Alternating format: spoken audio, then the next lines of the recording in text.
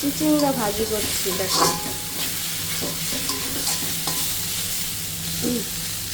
এখানে আমি শুধু হলুদ গুঁড়ো দিয়েছি আর লবণ, আর দিয়েছি পেঁয়াজ আর হচ্ছে কাঁচামরিচ, আর কিচ্ছু না।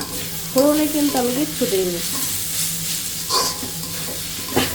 এমনিতে কিন্তু কালো জিরা ফোড়ন দেওয়া যায়, কিন্তু তোমাদের দাদা ভাই এই কালো জিরা বা জিরা বলো ফোড়ন দিলে দাঁতে বাজে দেখে মানে খেতে চায় না, এর জন্য ফোড়ন ছাড়াই রান্না করছি। এভাবে কিন্তু ভালো লাগে। আর রান্না তো অনেকভাবে করা যায়, একভাবে রান্না করলেই হলো।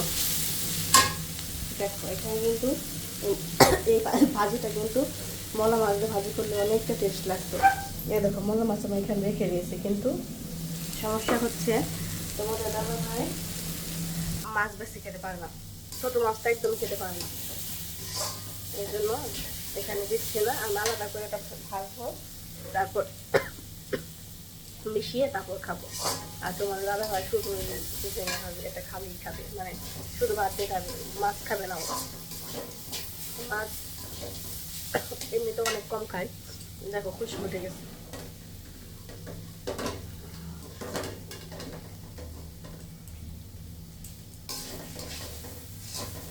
এই সিজনে কিন্তু যে ঢেঁড়স, তারপর হচ্ছে দুলদুল, চিচিঙ্গা, এগুলো ভাজি কিন্তু বেশ ভালো লাগে। আর দেখো কি রান্না করে নিয়েছি আমি, এই যে বড় সাইজের ট্যাংরা, যাকে বলে গুলশা মাছ, আলু বেগুন দিয়ে ঝোল করবো। দেখো চা করেছিলাম সকালে, চা রয়েছে। দেখো কতগুলো আম কেটে খেয়েছে, আমের জুস করব। আর এখানে আমি ভাত বসিয়ে দিয়েছি, আর এখানে ভাজি করছে। ভাজিটা হয়ে এসেছে প্রায়, তো ভাজিটা নামিয়ে নিলে তারপর আমি এখানে তরকারিটা বসিয়ে দেবো।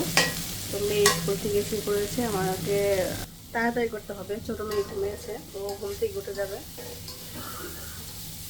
তো এই হচ্ছে রান্না বান্না। তো আমার ভিডিও তোমাদের কেমন লাগে সেটা অবশ্যই একটা কমেন্ট করে বলো। কিন্তু তোমরা যারা যারা আমাকে কমেন্ট করো তাদেরকে অনেক অনেক ধন্যবাদ, থ্যাংক ইউ।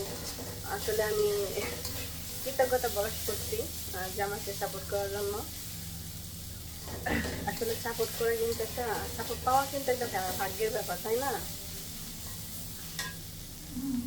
তো সেদিক থেকে নিজেকে অনেক লাকি ভাবি যে তোমরা আমাকে সাপোর্ট করো। তো এই হচ্ছে আমার চিচিঙ্গা ভাজি, আর হচ্ছে যে মলা মাছ ভাজা, তারপর হচ্ছে এই ট্যাংরা মাছ দিয়ে আলু বেগুনের ঝোল হবে। তো দেখো গতকালকে তরকারি রয়ে গেছে, এটা গরম করব। আর করেছিলাম চা, আর হচ্ছে ওই যে আর কেটে রেখেছি আমের জুস হবে। তো এই হচ্ছে আর খাবার দাবার আমাদের। তো তোমরা কে কী আয়োজন করলে আজকে দুপুরের জন্য এটা একটা কমেন্ট করে বলে দিও। এখন রাখছি, টাটা।